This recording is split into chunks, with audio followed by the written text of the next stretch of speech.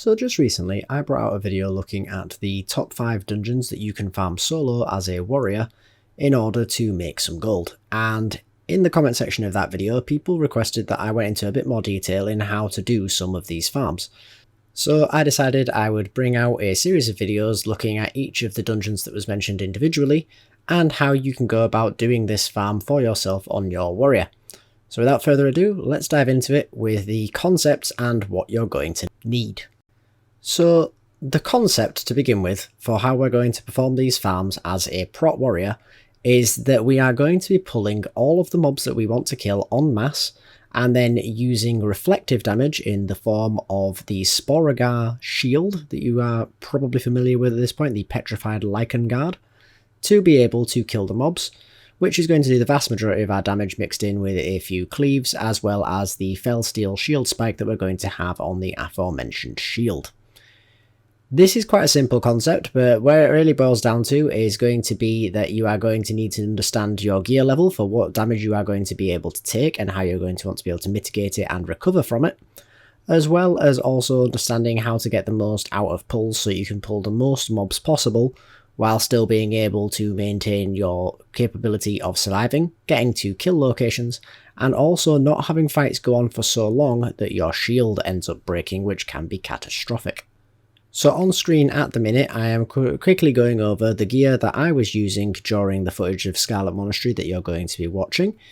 and this is kind of a fairly rudimentary level entry for gear for performing these sorts of farms. It's more than sufficient what you see on screen here for being able to do Scarlet Monastery,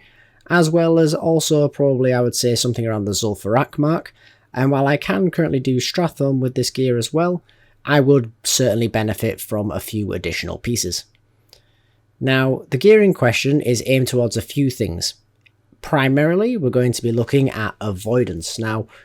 the requirement for avoidance is going to be quite high for performing these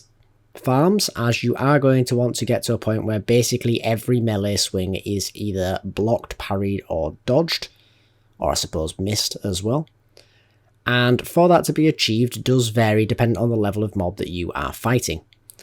In this video, since we're focusing on Scarlet Monastery, I have roughly 75% avoidance,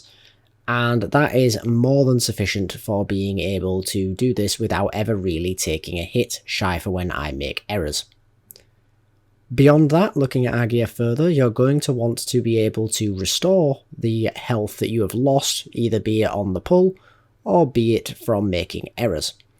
Now, there's a few ways of doing this, but the most popular is going to be the trinket from Shattered Halls that provides healing whenever you make a block. Whenever you have this many mobs, you're going to be blocking so many attacks that this is basically a full health heal for the 20 seconds that it lasts, and that is absolutely fantastic. Beyond that, the only other self-healing that I am using currently is the Tenacious Earthstorm Diamond Metagem, which provides a small chance for a small heal whenever I strike mobs. Healing is one of the aspects my gear needs to be improved in order to be able to do some of the higher level farms, but for Scarlet Monastery this is absolutely fine. Finally, the last thing I want to mention in gear is going to be the 2-piece set bonus from tier 4 gear. As Prot Warrior, this is going to provide you a absorb shield whenever you parry an attack. With how many mobs there are and how much parrying you're going to be doing, this is basically going to have a 100% uptime, and as a result it's going to massively mitigate any damage that you would take, and is going to be pretty much essential for doing some of the higher level farms that we'll discuss in future videos. Moving on into the specifics of Scarlet Monastery. So, Scarlet Monastery is only really worth doing in 2 of its wings in my experience, which are going to be Cathedral and Armory, each of which has its own benefits. First off, let's talk about Cathedral and how you go about doing that. So once you enter the Cathedral, you are able, in principle, to be able to get all the way up to the actual Cathedral at the back of the dungeon, open the door, navigate your way through the mobs without pulling any, and pull the last boss. From there, that's going to aggro everything inside of the building at the end of the dungeon. So as soon as you've aggroed the boss, you simply want to turn around and run back out of the dungeon, so that these mobs will begin to chase you. You do actually get quite a bit of distance from these mobs to begin with, or at least the majority of them, as they do run to the boss before running to you. From there, what you're going to want to do is mitigate the damage you take by ensuring that mobs are striking you from in front or the side so you are able to avoid their attacks, and then simply strafe through the dungeon picking up as many mobs as you can. You can do this with either Piercing Howl if you're specced into it, Thunderclap, or basically just hitting the mobs or allowing the mobs you've already pulled to socially aggro the ones that you run through or nearby to. Now, one thing to bear in mind when doing this is that if you are being struck a lot, while you're doing the pull, you can actually lose a lot of durability on your shield, and you do not want to get to the end of the dungeon, be in your kill phase, and then have your shield break and die with all the mobs at low health. As a result, while you get a feel for this, I would recommend that you do your pulls somewhat medium-sized so that you can then get a feel for how quickly your shield is going to break, and understand where you need to go from there in regards to pulling more or less in order to be successful. Now, moving on from Cathedral, we're going to have Armory. Now, Armory is a considerably easier dungeon in order to be able to pull the mobs in, most notably because of the fact that you are able to navigate through the entirety of the dungeon without pulling anything all the way to the last boss. From there, you're going to be able to open the door to the last boss, then simply strike him from range, turn around and run through the entirety of the dungeon without having to do much in terms of pulling. Obviously, while you run through mobs, if you want to make it easier by thunderclapping or doing any of the aforementioned pulling techniques, you are going to be able to do so. However, once you have a few mobs aggroed, simply running back to the door is pretty much going to ensure that you aggro every single pack that you go vaguely near to, meaning that the pull is pretty as much as simple as hitting the last boss and running back to the door. Now, both of these pulls are benefited greatly by a few things that you can do, most notably in the form of an enchantment on your boots that will give you some form of movement speed, and also a Swiftness of Zanza potion. These are by no means required, and all of the footage that you are watching is of me doing it without either one, but if you are finding that you are having some difficulty, these will help greatly. Now moving on into why we're looking at both wings of this dungeon when in my top 5 video we did only mention Cathedral. And that pretty much boils down to two things. Firstly, in Cathedral, you are going to have access to more mobs if you are able to pull off the pull more successfully and aggro things in a more structured manner, whereas Armory is considerably easier to do, but does have less mobs, so it is sort of a win-loss either way. The big benefit, however, to doing Armory isn't even in its simplicity, but in the fact that you will be able to kill the boss that you aggro at the end of the dungeon and loot it, which is going to give you a blue item each run that you can then vendor, or if you're doing this through boosting, it has pretty much exclusively blue items that are highly sought after that you could perhaps charge an additional fee for the acquisition of to the people you are boosting. The big benefit to looking at both of these, however, is that once you get pretty efficient, and if you are well set up with multiple shields so you aren't having to trek back each time that you do a run in order to repair, you will be able to do this so incredibly efficiently that you will reach lockout quite easily. By looking at doing both wings, you will be able to extend that because these do count as a singular instance, meaning that you could, in principle, if you run fast enough, do 5 runs of each instance inside of the 1 hour period. Now, the final and possibly most important thing that we're going to discuss in this video today for Scarlet Monastery is going to be how you're actually going to make a profit from doing it. And that's going to boil down to a few different avenues of revenue that you have by performing this farm.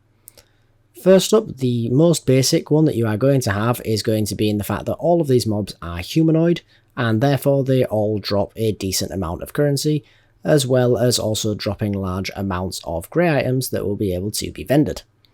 This is going to be quite a minimal amount of the gold that you make, however it's certainly going to be more than enough that if it was just simply that alone, you will still be profitable, although perhaps not at a rate that's worthwhile to do. But that's not going to be all that you're going to be making. First of all, you're going to have the opportunity to get green items, which can either be vendored for a decent amount, or you are going to of course be able to disenchant them if you have access to the profession, which given the level of the items will not need to be particularly high leveled in order to be able to disenchant these items for a considerable increase in profit margin.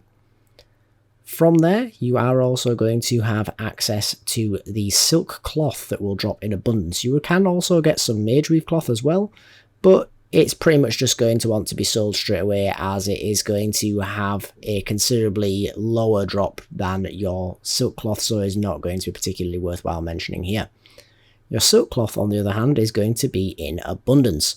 and as a result, you can do anything you would like with it. So you could vendor it, you could sell it on the auction house, or if you have access to the professions, you could do what I do and convert that silk cloth into one of two items. You can use it to create solid dynamite, which is going to then vendor or auction house for an increased value. You could also, my preference, sell it in the form of enchanting materials, having thrown it through the process of sending it to a tailor, who can craft some silk items from that silk cloth that are relatively cheap, usually being made with simply the silk cloth and a few vendor items. Turn it into some form of green item. I believe the Azure Silk Cape is the best value if you have access to that recipe. And then disenchant the capes. This is going to be able to increase your amount of profit from the cloth drastically. The final way in which you're going to be able to make some profit from this is by performing this as a boosting service. While you aren't ever going to be as quick as some of the other classes, most notably paladins, for performing this service, you are certainly going to be able to get it done, which means that you will have the potential to boost people and acquire them some experience, as you've seen in some of this footage. Some of the going rates on this can actually make boosting the most profitable avenue to go by through this method of making gold in Scarlet Monastery, and as a result it is certainly worth looking into. The last thing that's worth mentioning in regards to making our gold is going to be in the form of BOE blues and purples, which can drop here, although rather rare and not necessarily for particularly high profit margins, but it is worth noting that it is something that can occur also. If you're interested in what blue items can drop in Scarlet Monastery, I suggest downloading the Atlas Loot add-on, which does have the propensity to go into the dungeon when you enter it. So simply opening up the add-on and then clicking on the trash section will show you the BOE blues that can drop from the trash that you'll be killing. But I think for now, guys, that's going to wrap it up for this video. If you have any questions on this farm or prop farming as a warrior in general, please do let me know down in the comments below. And if you did like the video and you're looking forward to when I do some of the other dungeons, please consider subscribing to the channel. But for now, guys, thanks for watching, and I hope to see you in the next one. Later!